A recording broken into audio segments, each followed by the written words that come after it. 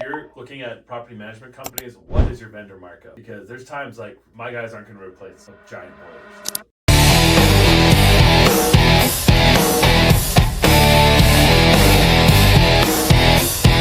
Okay, well, on top of maintenance, another thing that really does affect, one of the costs that people look at is like, well, what's your vendor markup? Like, what do you mean? They ask me what our hourly charges for maintenance. And it's like, yeah, we have this rate to cover the cost of having a vehicle ready to go, to have a guy who's trained, who's got all the parts and pieces he needs to solve this and the know-how. Plus, he's responsive, he's timed, we can hop on almost anything. But something that a lot of people don't ask us is, what's your vendor markup? And actually, I just had this conversation with a different client yesterday because you need to find this out. If you're looking at property management companies, what is your vendor markup? Because there's times like my guys aren't going to replace a giant boiler system. And where I saw someone get burned at this is they said, hey, they were a flat 10% markup. So if they paid your water bill and it was $100, they charged $110 profit for writing the check or for going online and saying auto pay. Well, a $16,000 boiler, 10%, $1,600 extra dollars. So it's $17,600. So the management company made $1,600 for making one phone call. So that is something to check out because I know how we're set up. Our rules are set up, and I actually walk owners through it. It's in our agreement. It's actually hit twice in our HOA agreements, just to make sure our property owners understand, because it's like, okay, we have hourly to have my trained man or whatever on site, but if there's a vendor there, there's one scenario.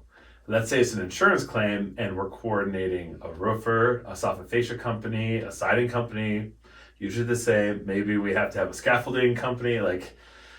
It's like, okay, well, my guy doesn't have to be there to watch them work. So then we do have a small vendor markup. But it can make a big difference because if people don't tell you, like imagine it's a $400 bill, but it's 50% markup, which isn't uncommon in some things. Also, it's like, wait a second, that cost me $200 because you coordinated. Where it happens the most is appliances, because that's about where I see it, where it's, well, we got it there and it's installed and it was whatever. And it's like, wow, that is a huge markup, because normally if you take like a toilet flapper, like $14.99, okay, 30% markup's going to be like 75 cents. But when it gets to the big stuff, it really, really applies. So that is something, just as someone looking for property management or who has property management, just look out, because really that's just for the property management. So it should be in your agreement. You're going to want to know more on that, is what's their vendor relationships. Are they upcharging you on the vendors? Do they get a discount from the vendors? Do they have ownership interest? Think of the property you were just talking about that was all beat up, and one of the attics was repaired by the same property manager's other company, and there was no receipt. It was $60,000, and there was no proof the work was done. So, does your property management owner or company own another company that's weird? Why does all the snow removal by the same company, and it's triple what I expected? Someone in my office had that same problem where he was being charged $180 to take care of a 40 linear foot, it was probably 50, sidewalk. $180. And because there was a loading and unloading fee of $125 every time. And then and literally we're talking 40 feet straight. Like in North Dakota, we get basically anytime we get over 2 inches of snow, we go out and move it. That can vary, but it was like, okay, so what is the expectations? What should we be seeing? So, and something you were talking about, that deferred maintenance costing more, it's so true. You don't let a $1 problem become a $2 emergency. Yep. It's the deferred maintenance. Wow, nice word. The deferred maintenance comes in so many different ways, but at the end of the day, it's you will see it in inspections. So now I'm going to put on my realtor hat. Yep. like the deferred maintenance makes it so much harder to sell a property because every time they see $1 in today's market, they're like, oh my God, it's $5. Like, oh, there's a cracked piece of glass. That's going to be $1,000. It's like, well, it's actually like $22. But they don't know that. We know that. But so it affects appraisals. It affects home inspections for our lovely like VA and FHA buyers. Like, they can't have peeling paint. So it's like, okay, I saved a little bit by using like deferring some maintenance, or, you know, maybe just even working with a cheaper company.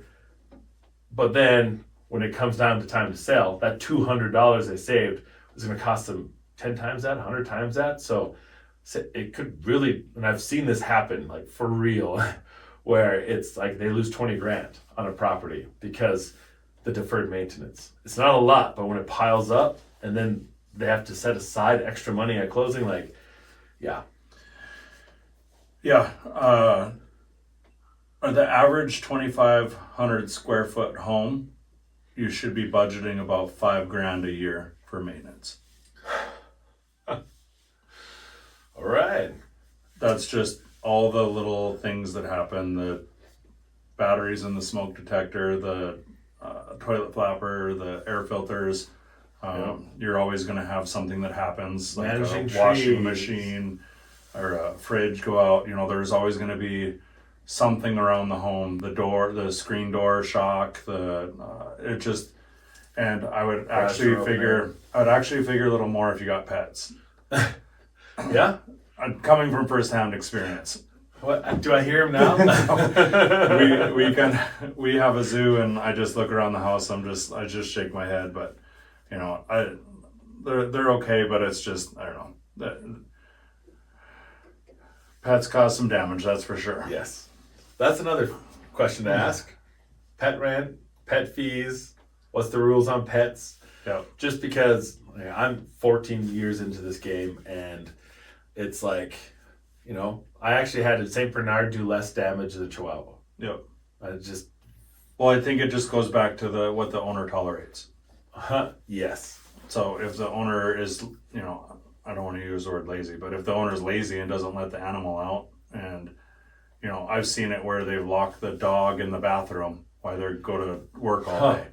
And then inside of the door is completely destroyed. The baseboard, the wall, everything is, you know, they have the pee pads all over the place. So just basically ask that stuff, and yeah. Well, yeah, it's just, no matter what, it's yet again what you allow in. Now, ESAs are a whole other thing that kind of goes back to the screening and fair housing principles. But no matter what, if you just imagine, like, if you're bending a paperclip, like, you can only bend it so many times before it snaps. And now you have two people bending the same paperclip, and now you have another pet bending the same paperclip. Like, things are going to wear out faster. It might be small things, but like transition strips. I think the last one I bought was $48 for a little 10-footer. It's like, okay, well, there's 2, 3, 4 of those. I mean, trim corners, like, okay, we got to match it. But guess what? Every 3 to 5 years, they like to rotate what's in style: 4 1/4 inch, 5, 6s, 2.5, flat, like rounded, square. So it adds up, and that's yet again one of those questions to have. So this is completely aside, but when you're interviewing your property manager, like, what those parameters matter. And if you can have a 5-minute phone call with a prospective property manager and everything's explained, I'd be afraid, because that is way too fast. Yeah. There's just so many variables. I know when we talk through even just our owner's agreement, we try to be as transparent as possible. I've lost clients because I'm like, these are literally all the fees I could ever charge you. There's like over 7 to 10 that we've never even charged, but they're there in case. In case this scenario happens, this could exist. In case this would happen, this exists. In this scenario, we had someone do this, so now this one exists. And as a realtor, like 30 years ago, you could buy a house that was a 1.5 page document. Today, it takes about 28 pages to buy a house. We're in North Dakota. I had a California contract that was 65 pages one time on one of my properties. So it's weird. It's like you're trying to be transparent or something. Well, Mark Twain said it, if you don't lie, you have nothing to remember. Right? So just put it in the documents. 100%. So this is something I'm passionate about, and I'm sure the team and you are probably sick of hearing it, but Triple play. it's systems versus chaos. Cheap companies rely on people, they don't rely on systems. And what is a system? A system is a repeatable process, same way, every time, regardless of who's doing it. Wow. So a cheap company is a person, a good day, right, is great. An overwhelmed day, your property falls through the cracks. We are working on ClickUp right now, which we're coming to the final end of it, or we're getting towards the end of it. I'm excited about it. But we have Legacy University going in, and it's just going to be so high powered. Well, I'm going to actually rewind a little Yeah. bit just to explain to people. So we're looking for automation systems, and what that means is it's something where we can take a process, break it down into individual parts, but then have it trigger the next. So there's multiple tools. We decided to ClickUp. Other people, if you're there's Asana, Monday, but these tools are basically designed so that instead of me saying, "Hey Casey, I finished mowing your yard, expect my invoice in a few days," Casey just gets a text the yard's mowed. And then he gets a text that the invoice has been sent to his email.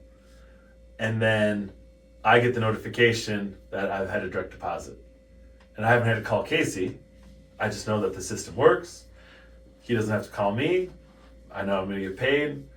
That's what this ClickUp can do. It can tie the process together. So yes, there can be human involvement. It's not like we're all want robots around. It's just the fact of like we can kind of eliminate some of those redundant things and streamline it so that we know what to expect. Because like we always try to pay our vendors the exact same days of the month unless it's a weekend.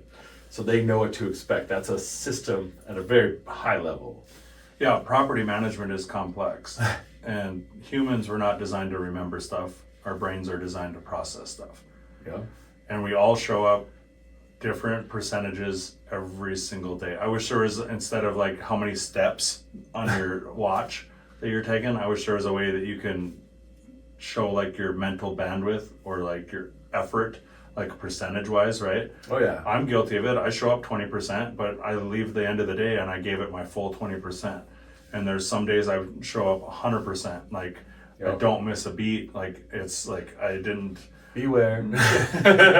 But all I'm saying is like everyone goes through this regardless Yes. if you want to deny it or not. And what a system does is it makes it so that you can show up and not think about, oh, did I remember that? Did I forget that? Did I, you got to think you have hundreds, you have hundreds of tenants and they're all at different stages. They're all at a different life cycle. Some might be filling out the application, some are renewing, so you have all these 100 different tenants that have 100 different problems at a certain different time, plus 30, 40 owners that all want different things, that all expect different things. And it's like, to me, systems are so important in property management. So now you can take the rockstar team that we have and highlight them and energize them with proper systems. And I just think this is the downfall of property management in our market. I think there's some people out there that mean well. I just think that they're so overwhelmed, and once you get overwhelmed and you have to come and figure out, you just get into this reactive state where you just have to respond to this email, you have to respond, and then it's just the end result I think is burnout, because you're literally 100%. You're replying to this mad owner, you're replying to this mad owner, you're replying to this tenant. So you just go through your day just responsive or reacting to everything all day. I've been on all sides of this. Like when I was a full-time just salesman, I'd get so burnt out. I would set a record 1 month and then I wouldn't sell anything for like 45 days, get broke. And then I also found my necessity and need. And also I'd go sell again, and I was just constantly fighting burnout. And then I learned a system, Profits First, which Mike McAllowitz, thank you for writing that book. Has been commissioned only for 16 years. That was awesome. But then I learned a system to keep my finances stable, which made it easier for me to keep my energy levels right. Because yeah, you totally hit that analogy. Like if we can see the energy charge, like we can see it on our employees' face when it's like, okay, you know what, I'll tackle this one today. Like just keep on keeping on. Like that's one of the cool things about being with a good team. But on the flip side, it's like I always say, we're dealing with tenants who are having the best day of their life and the worst day of their life. A majority are in between, you know, the bell curve.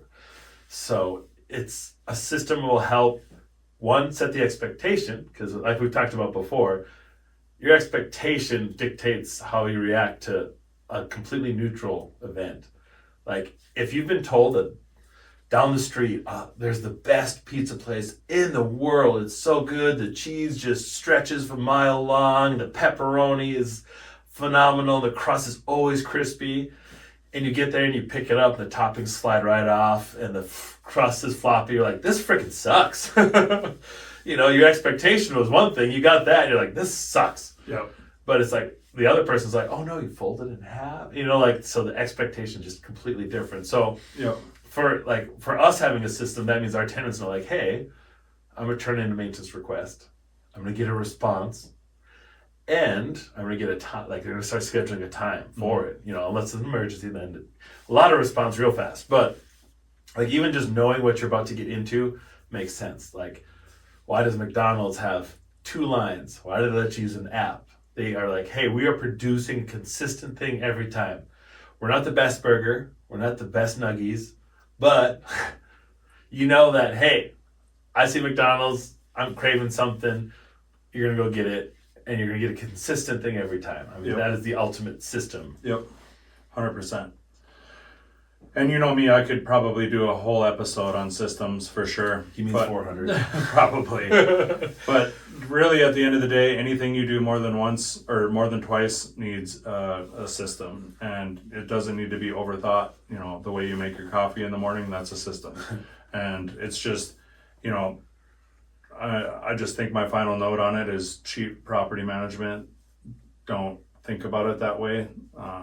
And they rely on communication. They just get it done. Yeah. They get it done. Which is good, their first 2-3 interactions.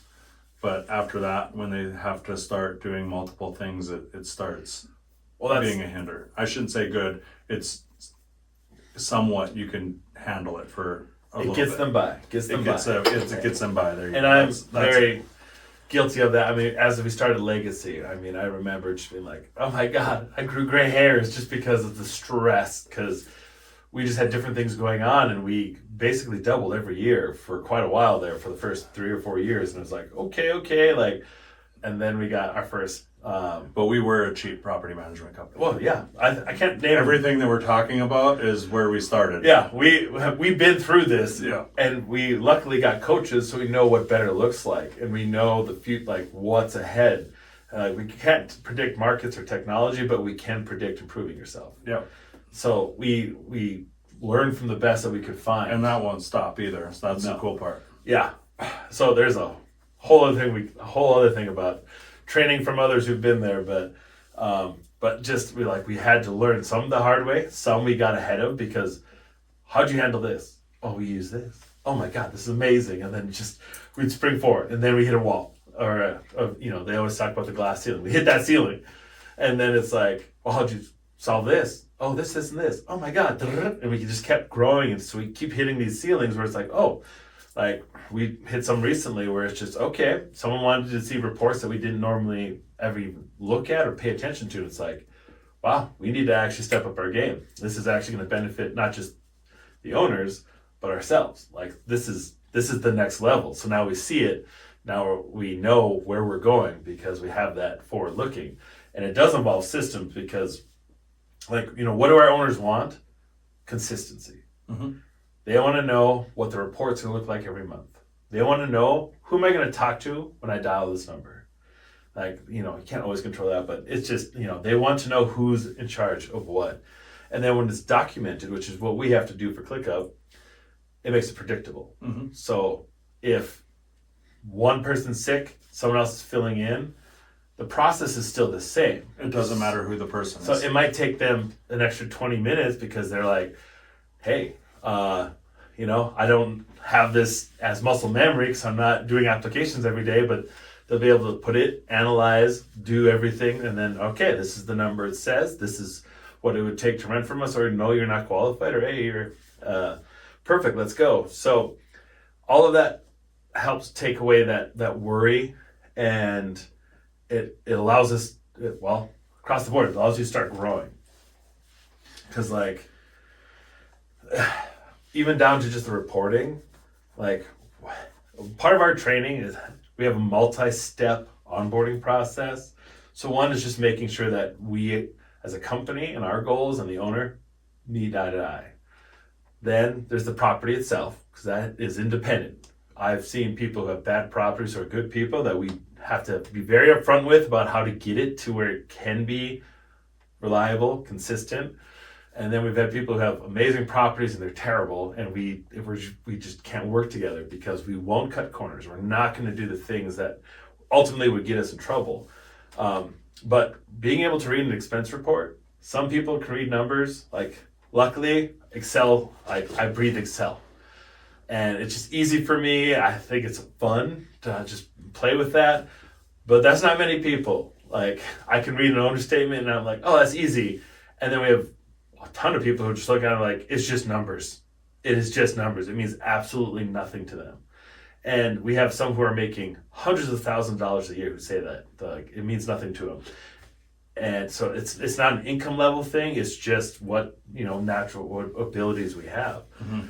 So explaining the maintenance history, keeping report of that, lease statuses. There's just even upcoming maintenance. All of this is actually a system, so that it's not reactive, like you said. That's the easiest way to tell. Oh, I can't get to that today. I got to take care of this. Oh, I can't get to that. Coming in a couple days, I get back. If you keep hearing hey, I don't have time. Hey, I'm getting too many phone calls. They don't have a system. They're just reacting. So it gets a little crazy. I mean, we don't use this term, but it is called an escalation protocol. And that just really means the chain of command. If an owner, this is a terrible example, but if an owner's like, hey, I'm getting a divorce. Don't tell my leasing agent. Don't even really tell that. Come talk to us, because we can either protect your privacy, we can whatever. Things happen in life, but you kind of need to know who you need to talk to. But that's part of that consistency. So it's a bad example, but the fact is we don't need all of that to go to everyone. There's some things that I need to know. We manage a property different if we know we're gonna sell it. There's some things hey, we're gonna fix this. It probably let's say carpet could have made another person, but because we're gonna sell it, let's LVT that bad boy, luxury vinyl tile, whatever. Mm-hmm. It's gonna look better. Hey, this door's a little beat up. That's one of the best things to increase resale value. Let's swap it out. So. Yet again, these are the things you just need to know who to talk to about that. But because we try to take care of that up front, that expectation and consistency, it really helps out, because yet again, being reactive costs you money, and we're in the game of building wealth. Yeah, long-term game. But yeah, if it lives in someone's head, it's already broken. We rely on systems. We rely on systems that make people better. So, vacancy and pricing, how does that cheap property management companies affect vacancy and pricing? We already talked about how if someone has a broken screening process, you lose more money. Yep. Just in lost time, all that. But the math gets kind of interesting as well, because there is a cost to being vacant. So if you have someone who doesn't have the marketing systems in place,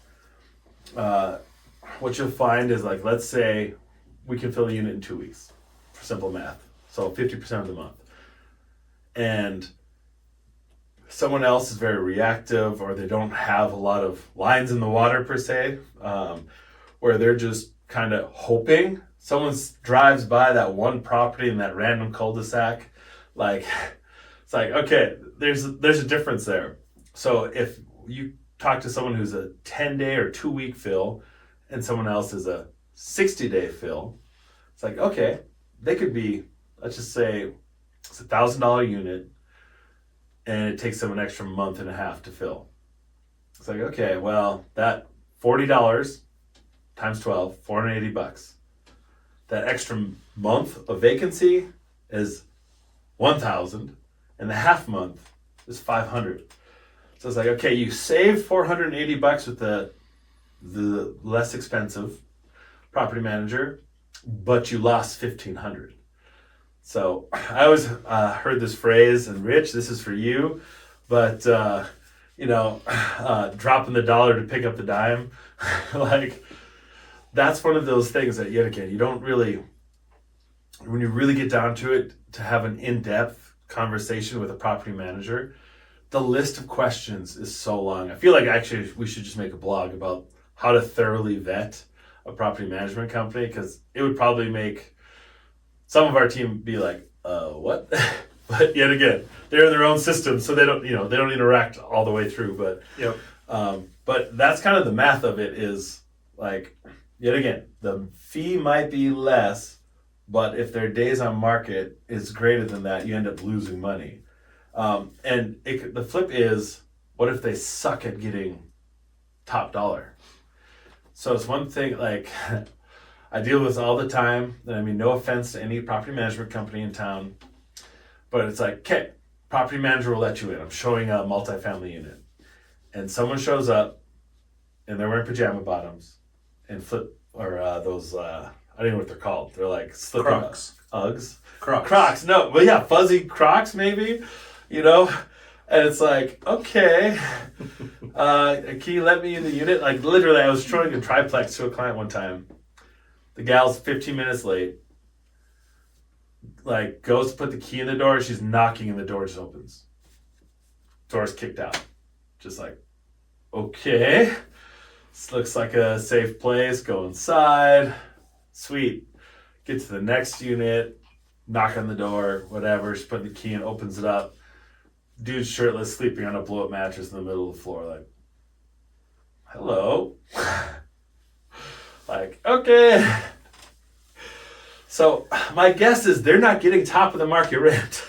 Probably not. When the people who were trying to show us the place were relaxed, and then our experience is doors that don't lock, people who shouldn't be in a unit.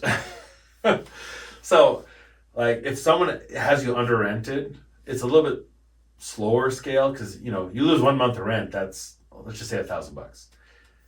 If you miss $100 in what it could be, that scales out over the course of a year. And there are different states have different rules on this, so I'm not going to go too far on that road. But like, there's two different ways that you can lose money by either just having too long of vacancy times or just being under market rent. So like, either way, it affects it, and the rent roll history affects your refinance and appraisal value. So I know I'm going back to the realtor side, but I'm literally dealing with this right now. And I do it in positive, negative ways. So I have one where I know that the physical structure to rebuild the property would probably be $3 million, but I can only get it to value at 1.2 because the numbers are so bad. On the flip side, when we were really helping a lot, like when we first started and we started really taking these bad properties and fixing them up, we almost had a 50% sale rate, because by the time they got to us, they were so beat up and burnt out, and we're like, we're not going to allow this. Like, no, we're going to get tenants that pay bills and pay on time, and we're going to fix up these units. And it's like, hey, they got 1-2 months of consistent market value rent, and they're like, peace out, I'm out. Like, I don't want anything to do with property rentals again. And we had that whole streak, but then we took some and we're like, oh my God, this location's perfect. Let's furnish it. And we took that, I think, $600 rental, turned it to a $1,200 rental. And it's like, okay, like, they sold it for probably $80,000 more. We did 2 units in that building. And it was like, okay, you got an extra $80,000 because we threw in less than $5,000 of furniture, laundry, we made it basically a hotel. Yep. And so like you can have both sides of it, but typically if you're not proactive, not thinking ahead, not thinking about maximizing income, you know, this stuff loses you money when you're under market rent because it's almost 10 to 1. So if I don't collect that extra $1,200 in that calendar year, I have lost $12,000. So for us, because we're on both sides of that coin, like our goal is that we do so well that they never leave us. Yeah. But you know, things happen, things need to change. So Yeah. Every day vacant is money gone forever. wow, touche. All right. Should we close this thing up? Yeah, I feel like a lot of these topics could have been a lot of their own episodes, except for systems. That one's so simple. It is. It is. Easy, effective, and efficient, right? Yeah, 3 E's. Yep. The stamp of approval. So you, at the end of the day, you don't hire management to save you money. You hire to create consistency and performance. Yeah, that's very well said. Like a lot of people look at management as a cost. I hope I'm not stealing thunder from something else, but like they were like, oh, it costs me so much to have a manager. And it's like, actually, you know, we haven't even talked about the advocacy side, but just the fact that like we're trying to maximize return. It's like you're actually making more. You can pay more because you're making more. Just from the value that it brings. So, I mean, this just kind of brings me back to the questions we should be asking owners. Yep. But do you have anything to add before I even go off that rabbit trail? No, I was going to challenge if you're a current owner, you know, ask what their screening process is, ask for the sample owner statement, which I'm sure you see, but ask for, you know, understanding of that, their vendor markup, like we said.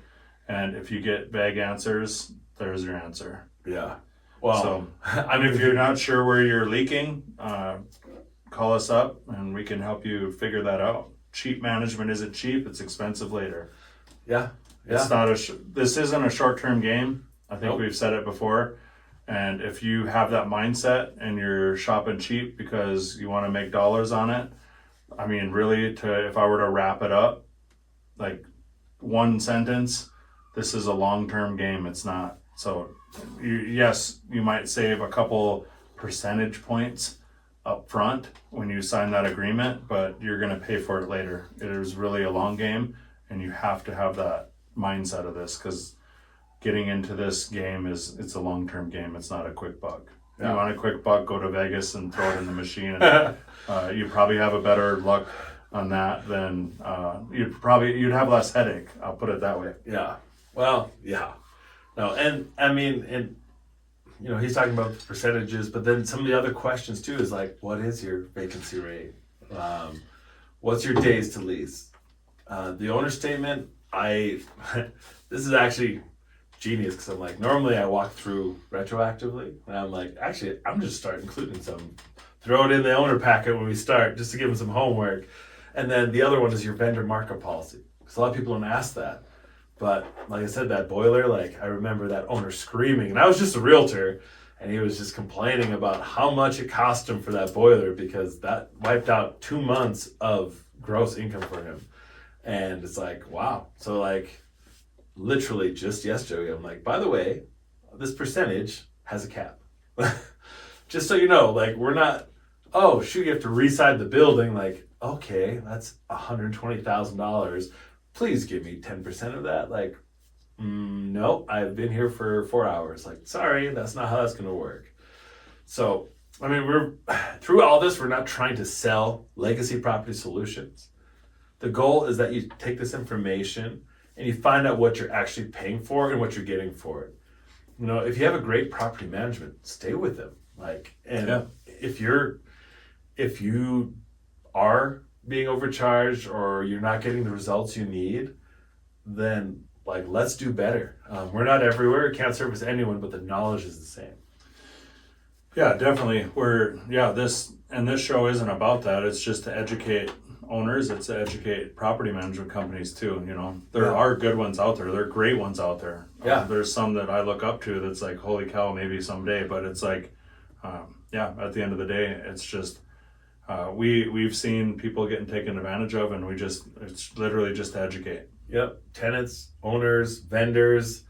I mean, we've seen all sides of it. So, I mean, all of this together is like, if you are reactive, you're losing money. Mm-hmm. That's it. If you don't have the system in place, if you don't have the right people in place, if you're putting the wrong people in the right place, like, the equation comes out to the same. Like, to be the max efficiency, you have to have the expected results over time. Yep. So, oh my God, I sounded like you. No, we're good. Someone cut me off. We are good. All right. Yeah. If you had value in this episode, share it with someone, or if you know someone who needs to hear it, share it. Yeah. What I meant to say is, if you have value, like, subscribe, Yep. share it to someone. If you have an idea of a topic you'd like us to tackle, as long as it makes sense, we'll look into it, because we're here to just raise the bar. Yeah. That's been our mission since day one. That's what got us to join up, and it's not changed. I'm excited for some of the trainings we have coming up, some of the opportunities to just yet again move ahead, find out that where I thought we were going is only the step to the next spot we're going. Yeah. If they want to reach out to Bill, where do they find you? Instagram, Building Homes, and also Facebook, Building Homes. Awesome. And you? I'm Casey Bernard on LinkedIn and Facebook, and then Casey Bernard Fixed It on Instagram. Thanks for listening. Thanks for watching. Yes, thank you guys. We'll see you next time.